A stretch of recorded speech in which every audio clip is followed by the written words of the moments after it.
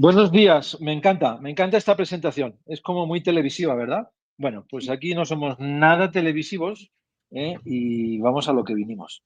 Oye, pues una maravilla, pues porque tenemos ya, ¿cuántos espectadores? 89, uno que se ha asustado y se ha marchado. Habíamos rozado ya los 20, hay 225 profesores inscritos. Seguimos teniendo la línea de trabajo, el CIE sigue respondiendo, ¿vale? Y hoy tenemos, pues bueno, como ya sabéis, para mí, y esa es una opinión que los que convivimos algo más de los que hoy estáis aquí, la parte importante que son los profesores, ¿verdad? Ahí está el núcleo neurálgico de crecimiento de un cole. Esa es la verdad. Entonces, bueno, seguimos con el programa de bienestar. Hoy vamos a tratar un tema importante, ¿vale? Que es el modelo iceberg. Comentaba antes cuando entrábamos con María Jesús, a mí me gusta siempre ser transparente de esto. Digo, oye, ¿esto de quién ha salido y tal? Bueno, y su respuesta ha sido muy rápida e inteligente. Dice, mira, esta teoría se habla en comunicación, en gestión, en organizaciones, en liderazgo, en todo. Entonces, bueno, ella lo que ha entendido es que también puede ser llevado al concepto del aula y al concepto de todos los aspectos emocionales, relacionales que ocurren con los alumnos y entre los alumnos, nosotros, ellos, entre ellos, etcétera, que no se ven, ¿no? Y que también son importantes atender, ¿no? En una hora corta da para lo que da, ¿de acuerdo? Da para lo que da. Pero bueno, confiamos mucho en la síntesis de María Jesús y sobre todo, bueno, que yo creo que deje abiertas líneas de reflexión, porque al final estos son espacios de reflexión. El jueves pasado fue este mismo tema orientado al concepto de la dirección. Mañana será con familias. Si alguien quiere, se puede sumar, ¿vale? Karen, pon si quieres ahí en el chat el enlace para familias, porque también muchos de vosotros, ¿verdad? Que lógicamente sois tutores de aula, tenéis relaciones con familias, también es importante a veces dar pautas para cómo estos aspectos deben de manejarse en casa, porque estaréis de acuerdo conmigo en que hoy por hoy las familias necesitan muchísimo apoyo. Estamos hablando de esto, ya sabéis que yo ahora estoy con el foco de la inteligencia artificial, no os podéis imaginar el lío que hay ahí con los adolescentes echando humo con el chat GPT para hacer absolutamente todo lo que le piden en los colegios y las familias despistadas, ¿no? Deciros también que ahí os ha puesto Karen la inscripción para el de familias de mañana, que os lo recomiendo. Al final son 50 minutos, yo creo que muy aprovechados, ¿vale? Y luego el hecho que estéis inscritos, bueno, pues os llega el enlace, que también podéis verlo en cualquier otro momento. Deciros que el día 2 de marzo, aunque vuestros colegios seguramente también os lo anunciarán, hay una ponencia de Miquel Fletxes y Clara que hablará sobre cómo usar ChatGPT con mis hijos en casa. 2 de febrero. 2 de febrero, perdón, 2 de marzo no, 2 de febrero, perdón. Si es que ando con los meses de año. Entonces, eso es el fin de semana que viene. Lo digo porque lo mismo, es otro asunto interesante para que desde nuestra visión de docentes pensemos un poco de todo esto. Pero bueno, yo quería hacer un repaso rápido de dónde estamos ahora mismo como Círculo Iberoamericano, como observatorio, ¿verdad? Gracias a todos los que estáis, muchísima presencia de, bueno, pues colegios que están siendo sistemáticos, en todo el tema del aprendizaje, ¿no? Entonces, dar la bienvenida, como siempre, a Karen, que ya la conocéis y que es la persona responsable de comunicación en el CIE y en el observatorio. Sin ella no haríamos muchas de las cosas que podemos hacer, y aquí agradezco públicamente su trabajo porque es una maravilla tenerla en nuestro equipo. Y luego, pues bueno, María Jesús Campos, que también es coordinadora de los programas de entorno emocional que hemos sacado para el tema de personalización, ¿no? En el Círculo, en la Fundación, en fin, en España y en Dominicana ahora mismo y en México, en el Colegio Reims, estamos implementando este programa de personalización. Yo recomendaría, sobre todo eso, pues que penséis que la personalización en el aula, no la del aprendizaje, la del desarrollo de la persona, ¿verdad? Es algo que va a ser crítico en los próximos años, ¿de acuerdo? Entonces, bueno, cada colegio al final monta su estrategia. Yo, bueno, pues que creo que más o menos estoy al día de qué va el asunto y que tengo claro qué está ocurriendo, sí recomendaría muy insistentemente que los programas de tutoría tienen que evolucionar. No consiste en llamar a los padres para decirles, oiga, su hijo tiene un problema, o no va bien aquí o no va bien allá. También hay que construir familia a través de las tutorías, ¿no? Y este programa de personalización construye. Ahí os ha dejado Karen también el enlace para cómo usar ChatGPT en casa. Insisto, es para familias, creo que tiene sentido que los profesores estén el día 2 de febrero, ¿vale? Por la tarde en Latinoamérica, por la mañana en España. Y nada, y vamos a empezar. María Jesús, bienvenida como siempre, todo tuyo. Pongo ya la presentación. Aquí estamos muy atentos escuchándote. Y gracias a todos de verdad. Nos vemos luego al final de la conferencia. Gracias. Perfecto. Bueno, buenos días, buenas tardes, buenos días allá en Latinoamérica, buenas tardes aquí en España. Bueno, para mí es un placer estar este ratito aquí con vosotros y con vosotras hablando de un tema que me encanta y que José lo sabe perfectamente, que es el tema del bienestar, el tema de la personalización del alumnado y un poquito trabajar con docentes porque sois un eje fundamental dentro de los centros educativos. Yo siempre digo lo mismo, sois los ojos que transmitís mucha información a las familias y que también nos da mucha información a vosotros para vuestro día a día en las aulas y en las actividades que lleváis a cabo. Hoy vamos a hablar de lo que no se ve, herramientas para detectar y manejar dificultades emocionales en estudiantes, es decir, nos vamos a centrar un poquito en esas señales de alarma que podemos detectar con nuestros chicos y chicas que nos indican que algo puede estar fallando y que vemos en esa superficie, ¿no? Y cómo quizá no tenemos que quedarnos en esa superficie, sino que tenemos que profundizar un poquito más para indagar y conocer qué es lo que puede estar sucediendo, ¿no? Y qué herramientas podemos seguir, cómo podemos derivar, cómo podemos acompañar en esos momentos. Es decir, vamos a analizar un poquito toda una serie de estrategias, de herramientas que podemos utilizar. Y para empezar, os he puesto aquí una situación en la que os digo que imaginéis, ¿no? Es una situación en la que os podéis encontrar en los centros educativos de manera muy, muy habitual, tanto en una etapa de infantil, en una etapa de primaria, como en una etapa de secundaria, ¿no? Y ahí os pongo que Marta se sienta en los recreos a dibujar en una esquina del patio. Durante todo el recreo está sola. Ningún compañero ni compañera está con ella. Dice que le gusta pintar, pero a veces se queda mirando a un grupo que juega juegos de mesa en el espacio asignado a ella. Quizá esta situación, que es lo que os he dicho ahora, la podéis haber vivido, la estáis viviendo estos días en vuestro centro educativo, ¿no? Chicos, chicas que están sentados solos, se quedan solos en rincones del patio, en el aula, ¿no? Entonces, es una situación que nos podemos encontrar perfectamente, ¿no? Si nos quedamos con esa situación, ¿no? Lo que observamos es que Marta está sentada en una esquina porque le gusta dibujar, ¿no? Y yo la veo que de vez en cuando mira a otros compañeros. Si me quedo ahí, pues ya está, esto puede ser el día a día constantemente. Pero quizá yo me tengo que preguntar un poquito más. Quizá yo tengo que tener curiosidad por saber qué es lo que está pasando y por qué Marta repite ese patrón, ¿no? Entonces, ¿qué observo en Marta durante los recreos? No me tengo que quedar solo con que Marta se queda sentada en una esquina dibujando, sino que también me fijo en que Marta está observando lo que hace un grupo de sus iguales en una parte en concreta del patio, ¿no? Es decir, en la parte de juegos de mesa, cómo sus iguales interactúan allí. Entonces, tengo que centrarme en esa observación. Entonces, ¿qué tengo sobre esas qué ideas, ¿no? Me surgen sobre esas conductas de la menor? Pues si ya observo eso, puedo decir, bueno, a Marta la puede gustar pintar, totalmente adecuado y totalmente perfecto, ¿no? Pero si yo la veo que está observando los juegos de mesa, quizá a Marta también le gusten los juegos de mesa, pero hay algo que la puede estar bloqueando acercarse a esa mesa de juegos de mesa con sus iguales, porque allí están sus iguales. Entonces, hay algo que ahí puede bloquear esa conducta y ese no acercarse por parte de Marta. Entonces, si yo veo y voy analizando esa información, tendré que ver cuál puede ser el motivo por el que Marta esté sola. ¿Qué puede ser? Puede ser que tenga dificultades en sus habilidades sociales, tenga miedo a exponerse ante sus iguales y decirles si puede jugar con ellos, tenga miedo a equivocarse en los juegos de mesa y por eso no se quiere enfrentar. Es decir, ¿cuál puede ser el motivo? Los motivos pueden ser muchos. Pero ¿cómo puedo saberlo? Tendré que hacer algo, ¿no? Es decir, me tendré que acercar, tendré que preguntar a Marta.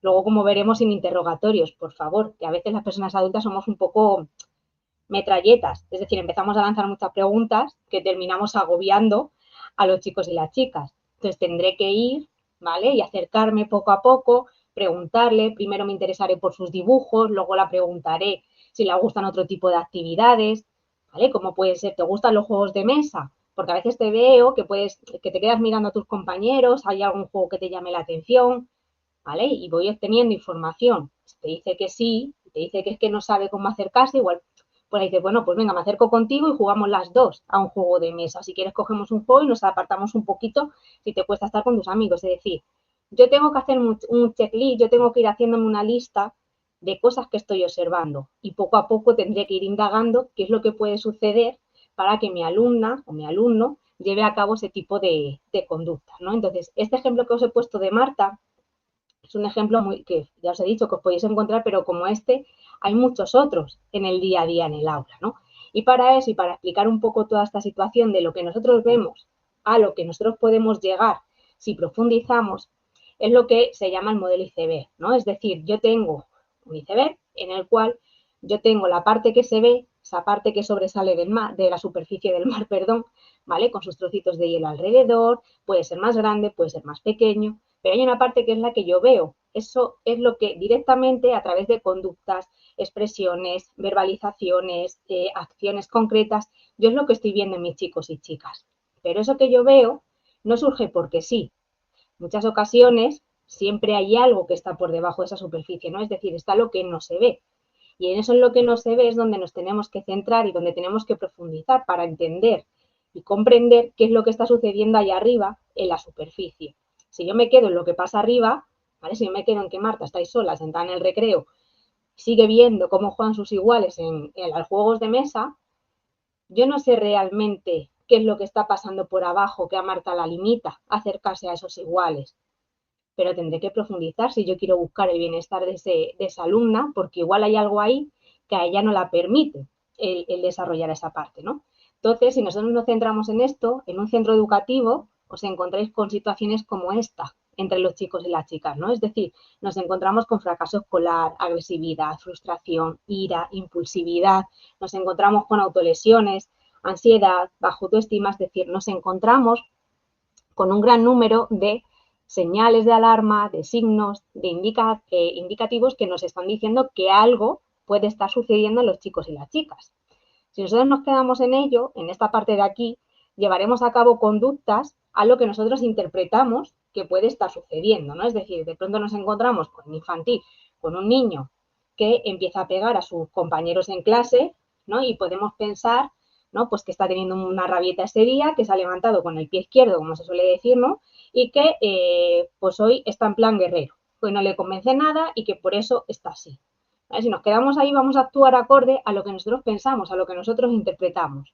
Sin embargo, igual si rascamos un poquito, detectamos lo que puede estar sucediendo para que ese niño tenga ese tipo de comportamiento, ¿no? Nos podemos encontrar con chicos como el caso de Marta, ¿no? En el que puede haber un aislamiento o puede haber una soledad.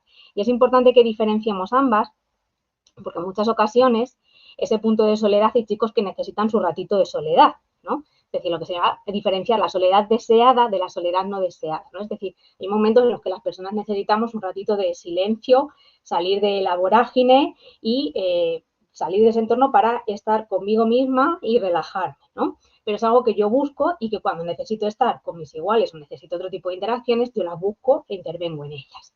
Sin embargo, el aislamiento lo que sucede es que los chicos y las chicas están apartados, es decir, se les aísla de su grupo de iguales por diferentes motivos, ¿no? Y ahí hay un interés en que yo sí quiero, pero no consigo entrar en ese grupo o no consigo hacer determinadas cosas con mis iguales. Entonces es importante diferenciar una u otra, pero para poder diferenciar una u otra es importante saber qué es lo que está pasando de fondo, porque en muchas ocasiones tendemos a confundirlas y lo que hacemos es tratar de dar soluciones o respuestas erróneas porque damos una interpretación errónea de lo que está sucediendo.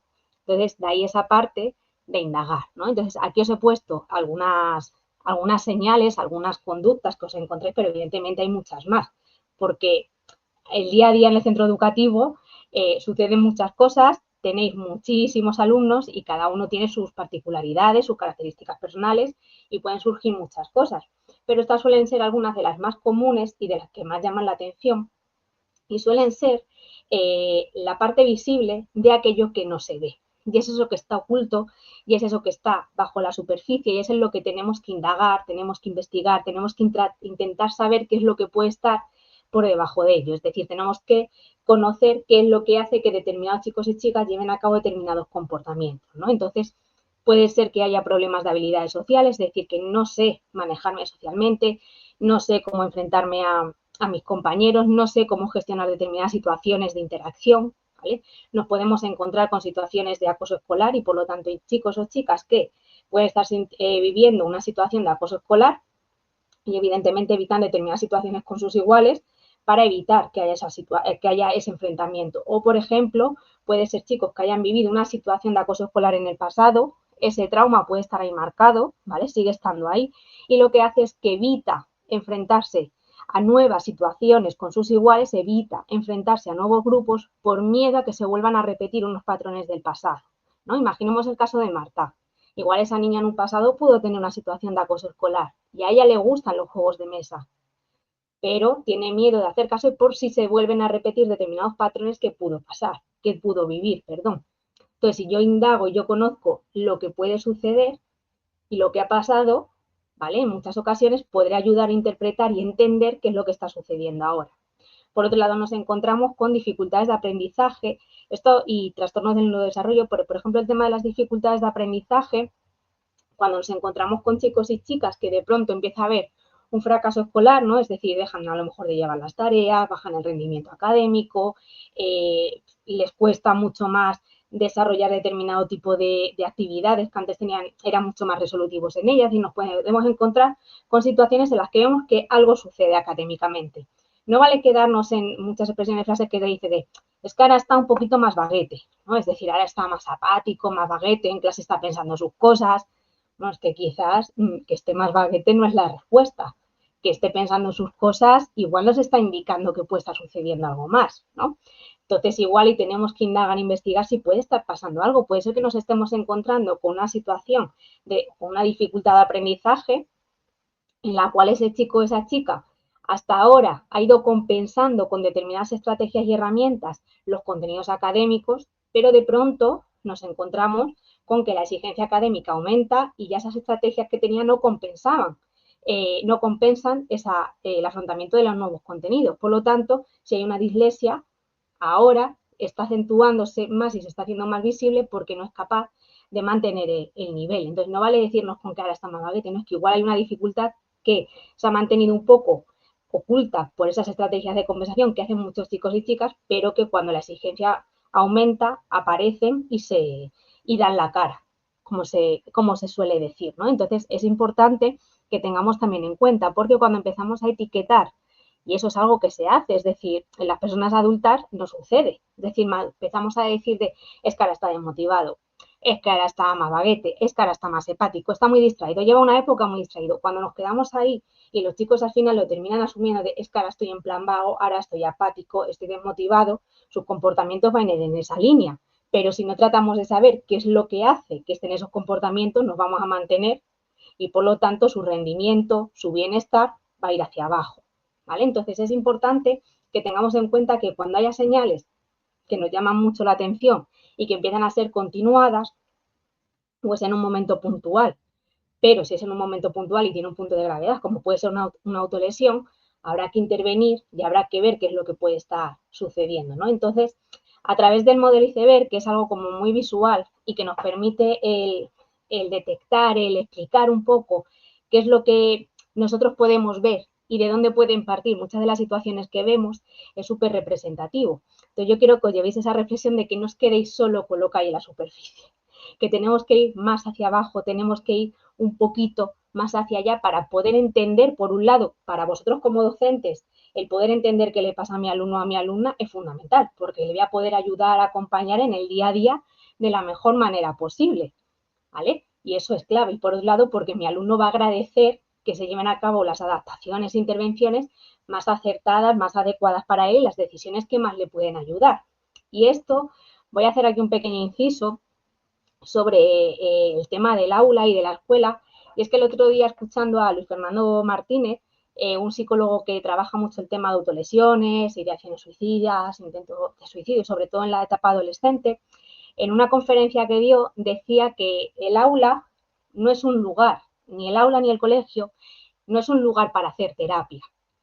¿Vale? Para eso hay otros lugares, hay otros entornos que están destinados a esa labor. Pero el aula y el colegio es un lugar maravilloso para acompañar, para sostener y para detectar determinadas señales de alarma, determinados factores de riesgo en los chicos y en las chicas. Porque al final el centro educativo es el lugar en el que hay muchos ojos que ven diariamente a esos chicos y chicas. Y esos ojos son los que dan señales de alarma. Dar una señal de alarma no quiere decir que los profes tengáis que hacer una intervención terapéutica ni psicológica como tal, sino que dar esa señal de alarma ya es un proceso muy importante. Y acompañar es estar. Simplemente luego toda esa parte de terapia o determinadas intervenciones, más a nivel psicológico, se tendrán que hacer fuera del centro. Las que sean más educativas, evidentemente, con los departamentos de orientación, se hacen las adaptaciones, etcétera. Pero es importante que tengáis también en cuenta ese mensaje. Es decir, que yo sé que a veces es como que tenéis la sensación de que hay una sobrecarga, de que en el aula cada vez tenemos que hacer más y no solamente somos maestros, sino que tenemos una sobrecarga que en momentos parece que tenemos que ser psicólogos y no es así. ¿Vale? Entonces es importante que tengamos en cuenta la acción de derivar, que es clave y fundamental, ¿no? Y visto un poquito este modo de iceberg, ¿no? ¿Qué podemos hacer? ¿Qué podéis hacer como docentes, ¿no? Pues en primer lugar es esta parte, ¿no? Esos signos de alarma de detección, ¿vale? Es decir, signos de alarma que tenemos que son directos e indirectos. Es muy importante diferenciar porque hay veces que nosotros podemos ver signos de alarma que van a ser indirectos, es decir, porque yo lo veo a partir de determinadas conductas que hacen los chicos y las chicas, cambios de comportamiento que pueden tener muy llamativos, cambios emocionales, cambios, por ejemplo, en sus formas de vestir o en la forma por ejemplo, a nivel alimentario, de pronto dejan de traerse o de comerse el bocata de media mañana. Es decir, empezamos a observar determinados patrones conductuales de una manera indirecta, sin que ellos directamente te lo estén manifestando. Eso ya te está diciendo que algo puede estar sucediendo. Y por otro lado, hay señales de alarma directo, ¿no? Es decir, esos chicos o chicas que se te acercan y te vienen y te dicen, estoy muy triste, estoy pasando una época complicada, estoy muy, los que son más mayores, ¿no? O estoy súper enfadado, o estoy muy agobiado, estoy triste porque mi abuela, mi abuelo está enfermo, ¿no? Es decir, sobre todo hay niños que en etapas más bajas tienden, por ejemplo, a manifestar eso, ¿no? Cuando a lo mejor algún miembro de la familia está enfermo, ¿vale? Tienden y lo dicen, ¿no? Entonces es normal que si de pronto vemos a ese niño que está un poquito más triste, más bajo de ánimo, lo podemos evidentemente asociar a que está viviendo una etapa familiar complicada por la enfermedad de su abuelo o de su abuela, ¿no? Pero el niño ya te ha manifestado que estoy triste, es decir, tiene esa sensación, tiene ese sentimiento y tiene ese estado emocional. Entonces es muy importante que estemos pendientes, por un lado, de esos signos de alarma que son directos, pero también de todo aquello que los chicos y las chicas nos transmiten a través de sus verbalizaciones y de las expresiones que nos indican, ¿no? O, por ejemplo, es que nadie quiere jugar conmigo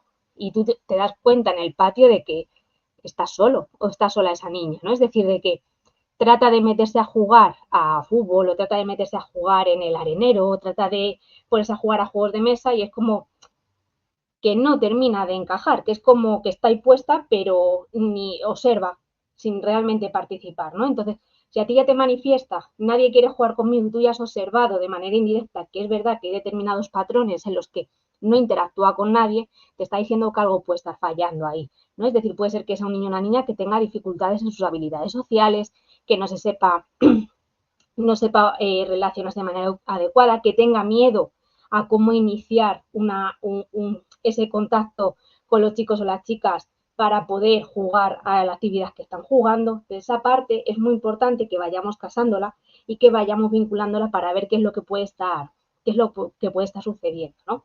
Y en esta detección, por otro lado, estos signos de alarma, ¿no? que os he explicado, que se dividen y que os tenéis que fijar en estos grandes grupos, ¿no? Que son por un lado la parte de comunicación-expresión, ya sea verbalmente, gestualmente, de manera directa que te lo digan o de manera indirecta que lo estés observando, ¿no? A nivel emocional, cambios emocionales que podemos observar. Es verdad que hay etapas que por la propia presión académica en muchas ocasiones o porque viene un momento puntual del año de mayor activación, ¿no? Ya hace nada que acabamos de pasar Navidades, ¿no? Y la Navidad para muchos niños y niñas es un momento de euforia, diversión, ¿no? Es como una época que les encanta. pues los días previos a Navidad es normal que muchos niños estuvieran muy alterados emocionalmente por todo lo que implica la Navidad, ¿no? A lo mejor encuentros en familia, regalos, viajes, es decir, que eso tiene una explicación y un significado de cómo se estaban comportando, ¿no? Sin embargo, cuando vemos determinados comportamientos que tienden a ser mucho más continuados y no hay un signo muy claro que nosotros percibamos o que sepamos que es lo que puede estar desencadenando ese estado emocional, es cuando podemos intuir que puede estar sucediendo algo a lo que no estamos teniendo acceso y no tenemos esa información y es sobre la que tenemos que empezar a indagar o tendremos que empezar a conocer. Por otro lado, los cambios comportamentales, ¿vale? Conductas más disruptivas, apatía, ¿vale? Es decir, podemos ver diferentes cambios. Dejan, por ejemplo, muchos chicos de hacer determinadas actividades extraescolares y de pronto vosotros os enteráis de que dejan determinadas actividades extraescolares porque os lo ha dicho la mamá o mismamente el niño ha dicho que él quiere dejar de ir a hockey, por ejemplo, yo qué sé, o a pintura, ¿vale? Entonces ahí es como, ¿pero por qué? Es que no me apetece, no me atrae ya, me aburre, ¿no? Es decir, empieza a haber cambios en actividades que a lo mejor son muy llamativas. Y por otro lado, alteraciones en ritmo, ¿vale? Aquí a nivel, por ejemplo, de higiene, de sueño, alteraciones de ritmos alimentarios. Muchos de estos patrones se observan más claramente en casa, que es algo que voy a hablar mañana con las familias, ¿no? Porque también tienen esa parte directa de otra información que desde el centro no tenéis tan controlada, pero es verdad que hay momentos, y porque yo también colaboro con diferentes centros educativos, ¿no? Y es verdad que cuando me reúno con docentes, te dicen, no, eso es que verdad es que este chico o esta chica, ¿no? Ahora, antes siempre traía bocata y ahora solamente trae una manzana. O hay días que sale al patio y no se trae no trae nada. Dice que es que ahora no tiene hambre y que no le apetece desayunar, ¿no? Entonces son signos que se detectan, ¿no? De que vais observando en diferentes momentos y es como algo puede estar pasando, ¿no? Entonces son señales de alarma que empiezan a surgir y que están ahí y que son las que tenéis que tener pendiente. Y a esto, una vez que tenéis esos signos de alarma, luego os encontráis con información que tenéis muy privilegiada en muchas ocasiones en los centros escolares y sobre todo los docentes, ¿no? Que son los factores de riesgo, que es esa información que tú ya conoces de esos chicos y de esas chicas por diversos motivos, ¿vale? Porque la familia lo ha transmitido, porque hay un expediente académico que recoge esa información y por lo tanto, si yo uno una serie de señales de alarma con determinados factores de riesgo que ya conozco, es como algo puede estar sucediendo, es decir, aquí se está relacionando esta información. Y dentro de esos factores de riesgo nos encontramos con factores psicológicos, ¿vale? Por ejemplo, chicos o chicas que son muy rígidos cognitivamente, es decir, que es lo que ellos quieren y cómo ellos quieren y siempre van a esa línea y claro, esto desencadena muchas frustraciones, porque no siempre es como yo quiero las cosas, sino que me encuentro con otras limitaciones y con otros límites que se establecen desde el propio centro, desde mi propia profe y desde mis propios compañeros, ¿no? O pensamientos muy dicotómicos, puede haber también trastornos del neurodesarrollo, es decir, ya tenemos determinada información a nivel psicológico que nos va a indicar que eso se vincula con determinadas señales de alarma que pueden estar apareciendo. A nivel familiar, es decir, si hay una separación, si hay el fallecimiento de algún familiar, el nacimiento de un hermano o de una hermanita, ¿vale? Que eso también altera en muchas ocasiones a muchos niños y niñas, si tenéis por aquí, seguro que más de uno estoy diciendo, uy, sí, es que cuando este niño tuvo a su hermanita, le costó asumir una nueva persona en casa, los celos, es decir, pues son cambios que suceden y que en muchas ocasiones esa información ya la tenéis. Entonces, si yo ya tengo un niño que ha nacido una hermanita y le está costando asumir esa nueva persona en casa o asumir o adaptarse a las nuevas dinámicas que hay en el hogar, porque evidentemente eso implica cambios, pues puede estar teniendo en el centro muchas más conductas disruptivas, puede ser mucho más impulsivo o todo lo contrario, nos podemos encontrar un niño que se ha vuelto mucho más apático, más pasivo, más desmotivado, porque hay algo que le preocupa y que no sabe cómo gestionar, ¿no? Por otro lado, la parte social, ¿vale? Niños que, por ejemplo, pueden tener, y ya sabemos previamente, que puede haber dificultades en las habilidades sociales, que les cuesta mucho las relaciones, tienen miedo a exponerse, es decir, hay niños que tienen ese tipo de dificultades, que es la exposición social, y entonces les cuesta mucho formar parte de un grupo porque no son capaces de emplear las habilidades adecuadas ni de cómo gestionar lo que puede suceder. Y por otro lado, otros factores de riesgos a nivel más académico, ¿no? Es decir, esa parte en la que nos podemos encontrar con alumnos con dificultades de aprendizaje, trastornos del neurodesarrollo, adaptaciones metodológicas que no están siendo las adecuadas porque está fallando algo en ellas o porque no nos hemos ido adaptando a su evolución y por lo tanto están suponiendo para ese chico o esa chica una dificultad extra. Es decir, pueden ser diferentes factores los que están ahí vinculados con esas señales de alarma. Entonces, es verdad que los factores de riesgo es algo que los tutores ya sabéis en muchas ocasiones porque es información que se nos va transmitiendo. En otras ocasiones no tenemos un acceso directo a esos factores de riesgo, pero cuando conocemos esas señales de alarma, tratamos de indagar lo que puede estar sucediendo a través del equipo de orientación, a través de otros profes que haya estado con ese chico o esa chica, o con las reuniones con la familia, obtenemos otra información. Esa información ya nos dice que esos son también factores de riesgo que vinculadas a esas señales de alarma nos están diciendo que algo puede estar sucediendo y sobre lo cual tenemos que trabajar. Entonces, si tenemos y conocemos los factores de riesgo de cada menor y yo detecto esas señales de alarma, tenéis que tener en cuenta que ya estáis trabajando sobre la detección y prevención de los problemas emocionales. Es decir, ya estáis haciendo una labor maravillosa, es decir, porque ya estáis diciendo algo está pasando, algo hay ahí y algo le vais a transmitir a vuestra compañera o compañero de aula, a vuestro equipo docente, a orientación, a jefatura, es decir, ya vais a decir que algo está sucediendo y que algo habrá que hacer. Entonces, ese ya va a ser el punto de partida sobre el cual vamos a empezar todo el proceso en el que pasamos de lo que estamos viendo a lo que no estamos viendo, ¿no? Ese proceso de detectar qué es lo que no se ve. Y ahí es muy importante tirar de un equipo que nos pueda ayudar en esas orientaciones y en esos pasos que se puedan seguir a continuación, ¿no? Es decir, la derivación al equipo de orientación, contacto con la familia, derivaciones externas, etcétera, ¿no? Como vamos a ver después. Sin embargo, yo me puedo encontrar con esto. Y esto no quiere decir que vosotros ahora llegáis y decís, bueno, ya he detectado que hay un problema. Yo ya me he hecho paso atrás y ya no hago nada. No es el caso. Es decir, vosotros detectáis que hay algo y hasta que se profundiza, se investiga, se sabe qué es lo que puede estar sucediendo, hay un proceso. Es decir, pasa un tiempo. Y en ese tiempo que pasa, vosotros os encontréis con situaciones en las que tenéis que intervenir directamente con ese chico, con esa chica, en esas situaciones en las que se encuentra con un malestar emocional, en las que se encuentra en un punto de irritabilidad o en un momento de conflicto, o en un momento muy impulsivo, o en un momento de llanto descontrolado. Es decir, tenéis que gestionar en esas situaciones, ¿no? Entonces, si yo me encuentro ahí, ¿cómo puedo acompañar? ¿No? Es decir, ¿cómo puedo acompañar esas dificultades emocionales que mi alumnado está manifestando, está teniendo y que yo en el aula, patio, en el centro educativo, tengo que acompañar, es decir, tengo que sostener durante un momento determinado ese malestar que surge, ¿no? Entonces, en ese proceso de cómo acompañar, tenemos que tener en cuenta una serie de estrategias de intervención y en concreto hablaríamos de 4 bloques, ¿no? Que son claves. Escucha activa, comunicación respetuosa, validación emocional y acompañamiento. Diariamente, en vuestro día a día, esto lo estáis haciendo, ¿vale? Es decir, cuando yo os diga cosas que hacéis, que estáis, sobre las que estáis, que tenéis que utilizar esas habilidades, ¿no? Pues ya muchas de ellas las estáis haciendo. Pero a veces necesitamos que nos digan, mira, cuando estás haciendo esto, esto es lo que estás haciendo. Es como, es como lo estoy haciendo bien, ¿no? Vale, que a veces tengo esa duda de si estoy acertando o no estoy acertando con lo que estoy diciendo, con lo que estoy haciendo, cómo puedo modificar este patrón de comportamiento que tengo, o esta frase que tengo como muy metida en la cabeza y me sale sola, ¿no? Entonces, por un lado, el tema de la escucha activa. Yo sé, y siempre digo lo mismo, que a veces nos lleva el día a día y nos pasa por encima, ¿no? Y a veces estamos a 1000 cosas simultáneamente en el aula, en diferentes entornos en los que nos desenvolvemos.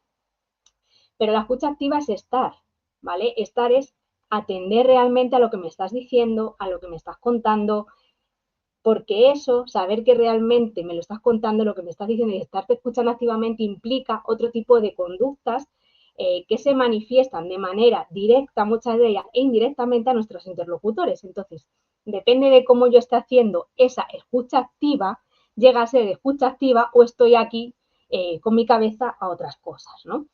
Y esto en muchas ocasiones os encontréis que a lo mejor estáis en clase y estáis en el ordenador haciendo algo, recogiendo los cuadernos, tal, y te entra un chico o una chica y te dice, profe, ¿puedo hablar contigo? Y te dice, sí, sí, claro, mientras está cerrando el cuaderno. Cuéntame, ¿qué pasa? Y tú estás cerrando el cuaderno y estás apagando el ordenador y el chico o la chica te empieza a contar, pues es que mira, me ha pasado esto con mi compañera y no quiero seguir haciendo el trabajo con ella. Y mientras tú estás, sí, vale, sí, venga, tú cuéntame.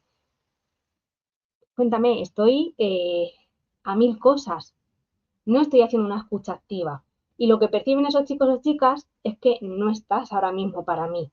Es decir, físicamente estás, pero tu cabeza está un trocito en lo que yo te puedo decir, otro trocito en lo que estás haciendo en el ordenador, otro trocito en recoger la hoja de las tareas que nos han mandado hoy, otro trocito en... Entonces, eso no se escucha activa.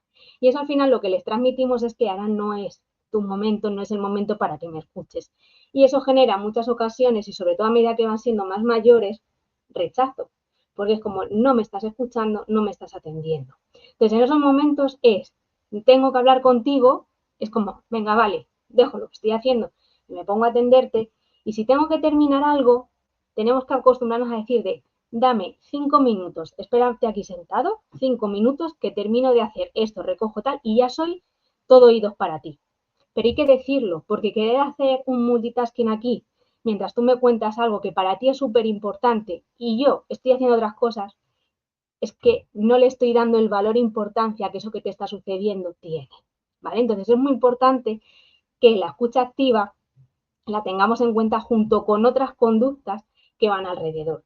Y esas conductas que van a ir alrededor, aparte de lo que yo os acabo de decir, es llevar a cabo, por ejemplo, el parafrasear, es decir, repetimos lo que tú me has dicho, resumimos lo que me estás comentando, te hago una pregunta porque algo que me has dicho me chirría un poco y quiero que me lo vuelvas a aclarar. Y con esos pequeños gestos, esas acciones, yo lo que te estoy diciendo es que te estoy escuchando y quiero ayudarte y estoy tratando de aclarar toda la información, ¿no?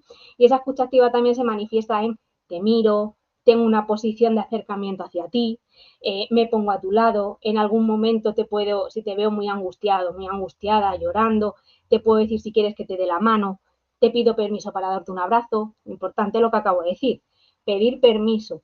Hay muchos chicos y chicas que son muy reacios al contacto físico, mientras que hay otros chicos y chicas que podéis tener que son alumnos que están todo el día dando abrazos, ¿no? Entonces, pero como no todos son iguales y en una situación de malestar emocional, no todos tenemos la misma percepción y la misma sensación a la hora del contacto físico, a veces tenemos que pedir ese permiso. ¿Te puedo dar un abrazo o quieres que te dé un abrazo?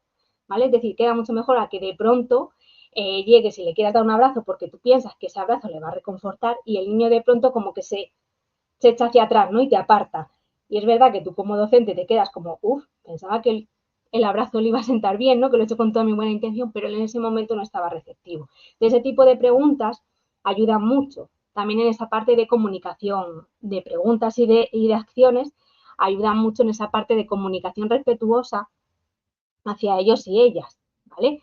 Y también ahí dentro de esa escucha, la comunicación respetuosa implica no infravalorar lo que están diciendo, no lo que nos están contando. Yo sé que a veces escucháis unas historias que son de ciencia ficción. O sea, si yo lo sé, que los chicos vienen contando discusiones, enfrentamientos que han tenido entre ellos, que tú dices, bueno, ahora están aquí, que no, parece que no se van a hablar el resto de su vida y dentro de 10 minutos van a volver a ser los amigos inseparables que se quieren a más no poder.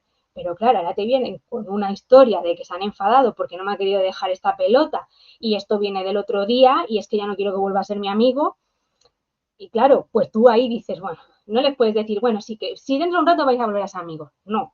Es decir, ya tienes que escuchar, tienes que acompañar en ese proceso de, venga, ¿y cómo lo podríamos solucionar? ¿Qué podríamos hacer? ¿Qué es lo que te ha molestado de tu amigo? Es decir, vamos a resolver el conflicto tirando mucho de esa parte de la empatía. Es decir, ¿qué es lo que ha hecho tu amigo que te ha molestado a ti? ¿Qué crees que has hecho tú que le ha molestado a tu amigo? Es decir, al final se trata de una comunicación en la que yo presto atención y me intereso por lo que ha sucedido. Aunque en mi cabeza hay una parte que está diciendo esto se va a solucionar en un rato, pero yo ya tengo que estar aquí acompañando a este chico o a esta chica y además pensad que ese proceso en el que estáis acompañando y vais guiándole en esa resolución del conflicto, en esa toma de decisiones, estoy trabajando un proceso maravilloso, que es el proceso de toma de decisiones. Y es un proceso de toma de decisiones en este momento, en un conflicto, pero que el día de mañana le va a servir en muchas otras situaciones de su día a día, ¿no? Entonces, esa comunicación respetuosa también es muy importante, ¿no? El no infravalorar lo que están sintiendo, lo que están viviendo en ese momento determinado, ¿no? Porque pensad que vosotros miráis siempre con ojos de personas adultas y nos encontramos con niños, niñas y adolescentes que tienen otros aprendizajes, que no tienen tantos recursos y herramientas como las personas adultas podemos llegar a tener y que hemos vivido ya otras experiencias y situaciones y a ellos les quedan por aprender. Entonces tenemos que cambiar un poco, cambiarnos las gafas de personas adultas a niños de 8 años, a adolescentes de 14 o a niños de 5, ¿no? Entonces esa parte es importante para llevar a cabo esa comunicación respetuosa y ese intercambio de la información que podemos hacer con ellos a la hora de acompañarlos en ese malestar que pueden estar sintiendo por la situación que sea, ¿no? Otra estrategia es la de validación emocional. Y aquí voy a hacer, pues siempre digo que aquí suele echar un poco la bronca, ¿no? No echo la bronca, sino que hago un poco así de, me quejo, más bien, porque os podéis encontrar, ahora mismo hay mucha información, ¿no? Sobre el tema de emociones, ¿no? Y acompañamiento emocional, bueno, pues hay información que es maravillosa, pero por otro lado información pues que rechina mucho, ¿no? Y que los mensajes que se lanzan tienden a ser muy erróneos. Y es que parece que cuando hablamos de validación emocional, validar la emoción de las otras personas es que validamos todo. Es decir, que cuando yo valido la emoción, valido lo que siente la otra persona, lo que dice, lo que hace, es decir, valido todo. Y eso es un error. Validar la emoción es que yo valido lo que tú estás sintiendo, es decir, yo valido y entiendo que tú estés enfadado, triste, frustrado, ¿vale? Agobiado, eufórico, ¿vale? Yo entiendo esa emoción, pero lo que no tengo que aprobar ni validar es la conducta que tú puedes haber desarrollado a partir de esa emoción. Y eso es muy importante que lo hagamos ver y lo manifestemos. Es decir, yo entiendo que estés enfadado con tu amigo Carlos porque te ha cogido tu tipes y lo ha roto. Entiendo que estés enfadado, pero lo que no voy a aprobar es que hayas cogido y le hayas metido un puñetazo a Carlos. Entonces, yo valido tu emoción, valido cómo te sientes, pero no apruebo la conducta que has desarrollado. Entonces, este mensaje es importante porque a veces os podéis encontrar con mensajes que van en esa línea, de que validar la emoción es validar todo lo que implica la emoción y es un error. Porque si nosotros queremos que nuestros chicos y chicas, nuestra infancia y adolescencia, aprenda a gestionar sus emociones, a entenderlas, a comprenderlas y tenga una regulación adecuada, yo tengo que hacerles ver que ante un estímulo pueden sentir una emoción concreta, determinada, que es totalmente válida, pero tienen que aprender a saber qué conducta van a llevar a cabo, es decir, cómo tienen que regular esa emoción para la conducta que van a desencadenar. ¿Vale? Y en muchos momentos te irás un poquito de voy a frenar para analizar la situación, para ver cómo me siento antes de ser totalmente impulsivo en la conducta que llevo a cabo, ¿no? Y por otro lado, la cuarta herramienta sería el acompañamiento, ¿no? Ese acompañar es estoy a tu lado, te escucho, hablamos, dime qué necesitas, cómo te puedo ayudar, qué necesitas en este momento. Si quieres me quedo aquí sentada contigo hasta que te encuentres más calmada, te traigo un vasito de agua, ¿vale? Vamos a respirar juntas si quieres para intentar bajar ese nivel de ansiedad en el que te encuentras. Eso es acompañar, es estar ahí, lanzar esas frasecitas y a veces es estar en silencio a que vaya pasando, vaya calmándose la situación y vaya bajando el nivel de activación. Y aquí os he puesto una infografía, un cartelito, que yo a veces utilizo con algunos profes para tener como material, ¿no? Porque hay veces que nos salen expresiones, lo que os he dicho antes, ¿no? Que a veces tenemos en nuestra cabeza determinadas expresiones que solemos decir de una manera como muy inmediata porque nos sale el pronto, pero a veces tenemos que aprender a parar y cambiar esa expresión, ¿no? Es decir, modificarla por el impacto que puede tener, ¿no? Entonces ahí os he puesto algunos ejemplos de qué decir, ¿no? Y qué no decir. Todo siempre un poco de frases, ¿vale? Que nos pueden ayudar. Y es verdad que a veces tiramos mucho de relájate, respira, ¿no? Y es como te puede mirar al chico y decir, no, si respira, respiro, si no respiro, me muero. O sea, no me digas eso, quizás lo que necesito es que me acompañes en la respiración, ¿no? Es decir, que me digas cómo esta hiperventilación la tengo que bajar, ¿no? Entonces, pues ese tipo de frases de qué puedo decir y qué no puedo decir, ¿no? Que considero que también es importante que las tengamos en cuenta, porque tenemos también que reeducarnos a nosotros mismos en qué decir en esos momentos, y que es verdad que hay muchos momentos que son de tensión, cuando de pronto tienes a un chico con una crisis de ansiedad, lo primero que tienes que hacer es mantener la calma, autorregularte tú de voy a bajar mis niveles de pulsaciones en este momento para que no vean que si yo pierdo la paciencia en esta situación va a tener más ansiedad y entonces esto va a ser un bucle. Entonces voy a autorregularme, ¿vale? Y voy a ir canalizando a través de preguntas cómo puedo ir acompañando esa situación. Y por otro lado, Ya os he puesto aquí que, y os lo he dicho antes, que una vez que nosotros sabemos, ¿no? Es decir, que hay una situación de malestar, vamos profundizando en eso que no vemos, ¿no? Pero que en nuestro día a día tenemos que acompañar, tenemos que estar con esos chicos y chicas porque nos podemos encontrar con diversas situaciones, ¿no? Es qué puedo hacer cuando yo detecto que hay algo más. Porque hay que diferenciar también situaciones que están del día a día, que pueden suceder, que se pueden desencadenar, de situaciones que nos indican que puede estar bien, que puede estar sucediendo algo más que a mí se me escapa de las manos y que yo sé que hay algo más y sobre lo que hay que profundizar, ¿no?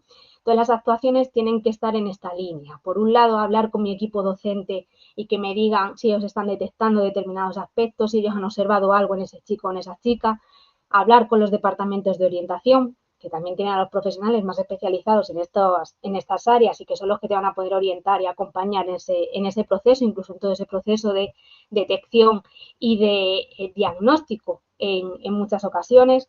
Tener en cuenta las medidas que tiene el centro escolar. Ahora mismo hay muchos centros, como decía José al principio, ¿no?, que están muy metidos en programas de bienestar emocional, ¿no?, de bienestar a nivel general, porque el bienestar, como ya hemos visto en alguna de las ponencias, hablamos de bienestar y el bienestar está la parte emocional, psicológica y social, ¿no? Pero ese bienestar en su conjunto. Y dentro de esas medidas, pues igual podemos plantear alguna, dentro de las actuaciones que hay que llevar a cabo, una sesión, un grupo en el cual trabajemos determinados aspectos para regular la ansiedad, por ejemplo. Es decir, si yo me encuentro con que tengo 2, 3 o 4 alumnas que les está dando muchas crisis de ansiedad en los momentos que se acercan los exámenes, pues igual dentro de ese plan de bienestar habrá que proponer alguna actuación enfocada a gestionar la ansiedad ante los exámenes, ¿no? Gestión emocional ante los exámenes.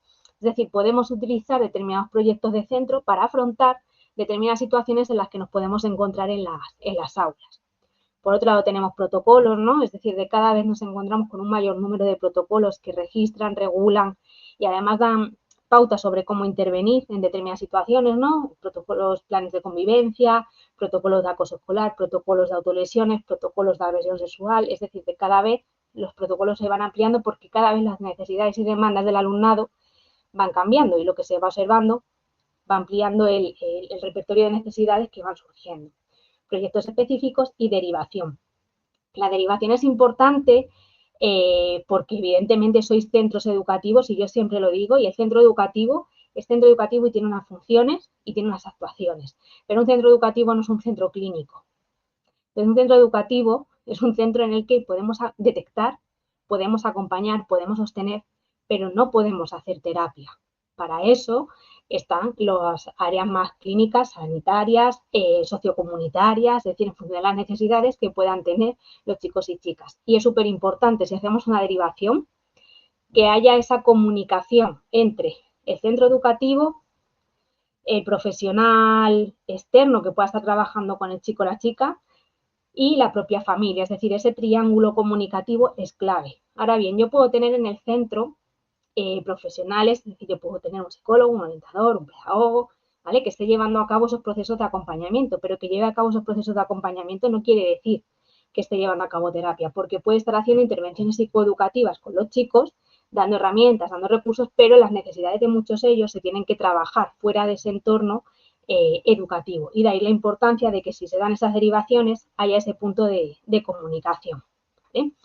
Y diariamente y en tutorías estáis trabajando consciente e inconscientemente la educación emocional con vuestros chicos y chicas, ¿vale? Y aquí os he puesto que algunas de las actuaciones que podéis llevar a cabo dentro del plan de acción tutorial, actuaciones dentro del centro, ¿vale? Pueden ser actuaciones estructuradas y secuenciadas dentro del plan de acción tutorial, que es como uno de los ejes fundamentales en los centros educativos a la hora de trabajar en las aulas. Es muy importante que si nosotros queremos trabajar el bienestar siempre vayamos de menos a más, que haya contenidos que están relacionados entre sí para que de esta manera trabajemos un aprendizaje significativo, afiancemos esos contenidos, afiancemos esos aprendizajes, que estén adaptados a las diferentes etapas educativas. Es importante que los grupos de un mismo nivel estén trabajando actividades similares para ese enriquecimiento dentro de la propia etapa y lo que pase en el aula salga del aula también, porque así si todos trabajamos una serie de contenidos en una etapa determinada, en un nivel determinado, y los vamos a extrapolar a lo que es los pasillos, el patio otros contextos del centro educativo se va a enriquecer porque todos van a tener una misma información, unos mismos contenidos y todo eso va a enriquecer la dinámica del centro, ¿vale? Trabajar diferentes recursos, por favor, yo pido que no vamos a alejarnos poco a poco. Cuando queramos trabajar temas relacionados con bienestar de nuestros chicos y chicas, nos alejemos de las típicas fichas, ¿vale? De rellenar el cómo me siento, cómo estoy, sino que podemos hacer actividades muy chulas con ellos. Por un lado, para detectar necesidades emocionales y por otro lado, para ayudarles a regular estados emocionales. Es decir, podemos hacer infografías sobre cómo tenemos que respirar, infografías sobre cómo acompañar a una situación de ansiedad, o una infografía en la que podemos poner de si te encuentras a un compañero solo, cómo me puedo acercar para que forme parte del grupo. Es decir, podemos hacer muchas cosas con ellos alejadas de las típicas fichas de rellenar huequecitos, ¿vale? Y sobre todo creando espacios seguros en los cuales ellos se sientan con esa seguridad y libertad de contar, de expresar, de manifestar lo que están viviendo, lo que están sintiendo desde ese punto de confianza, ¿vale? Y es muy importante que eso que vemos, buceemos hacia lo que no vemos y que eso que no vemos nos ayude, ¿vale? A sacar de ahí todo lo que está ahí acumulado para poder tomar decisiones y acompañar a nuestros chicos y chicas en su bienestar emocional y en esas dificultades que puedan estar ahí abajo, pero que si trabajamos sobre ellas saldrán y podremos trabajar su bienestar y tendrán estrategias y herramientas para gestionar las situaciones. Y por mi parte, aquí termino, pero no haberme alargado mucho, creo que no. Y no sé si hay por ahí alguna pregunta o alguna cuestión que alguien quiera hacer. Espero que os haya sido útil, interesante y espero que os haya llevado un poquito a la reflexión, ¿no? Esa parte de ver determinadas situaciones del día a día. Tienes el micro desactivado, José. Sí, lo hago siempre para ver cómo estáis de nivel de atención. Mira, ahí tenéis el cuestionario de evaluación, lo ha puesto Karen. Me gustaría muchísimo que le dierais una vuelta, que lo evaluarais. Para nosotros es importante porque luego, a la hora de hablar de todo este tipo de actividades, ¿no? Y también de la actividad de María Jesús, pues es bueno, ¿no? Ahí lo tenéis. Yo creo que os lo pongo aquí, ¿vale? También para que lo tengáis un poco de presente. Bueno, mirad,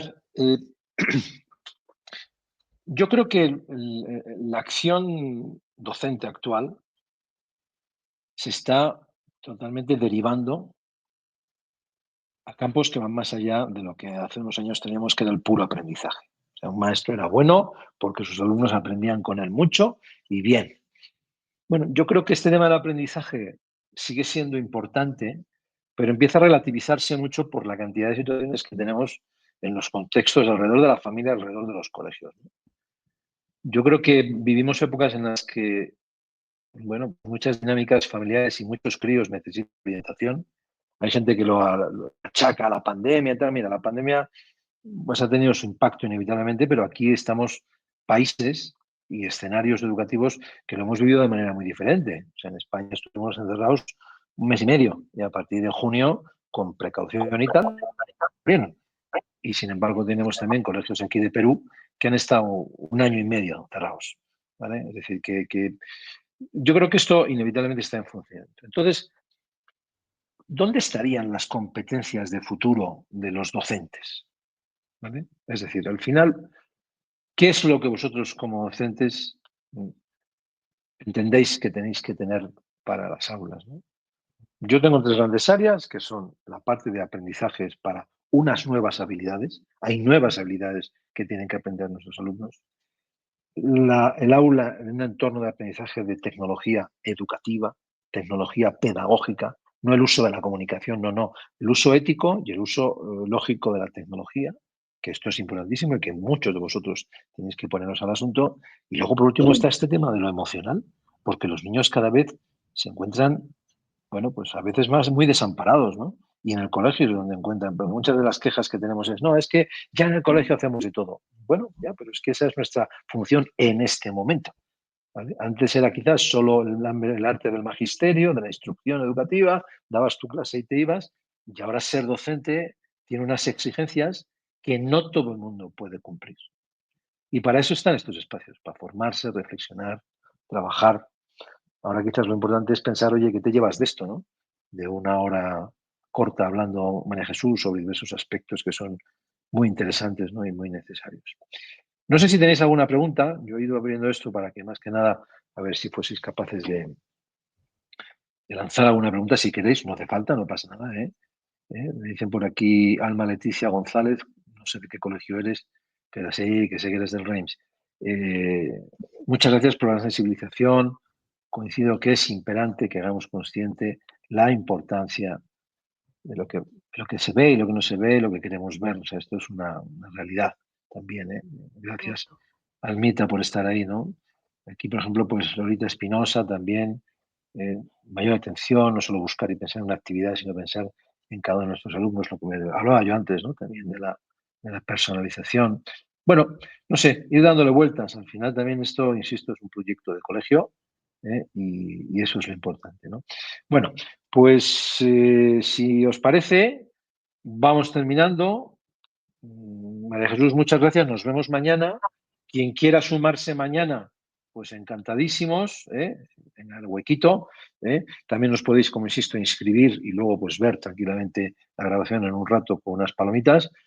Y ya está. Yo creo que con esto pues terminamos. Muchas gracias a todos. Karen, no sé que estás por ahí, me imagino. Sí, aquí estás, siempre atenta con nosotros. Y de verdad, de corazón, Karina, gracias también a ti, mucho trabajo tenemos por delante, y a toda la gente, me encantaría nombraros, os veo y me hace muchísima ilusión porque a muchos os conozco, ¿vale? Entonces, pues nada, un abrazo fuerte, nos vemos mañana, nos vemos el día 2 de febrero en la conferencia del observatorio, que va a ser muy interesante, os lo aseguro. Y bueno, y seguimos adelante. Gracias a todos, buena tarde, buenos días y nos vemos pronto. Adiós. Gracias, adiós. Adiós.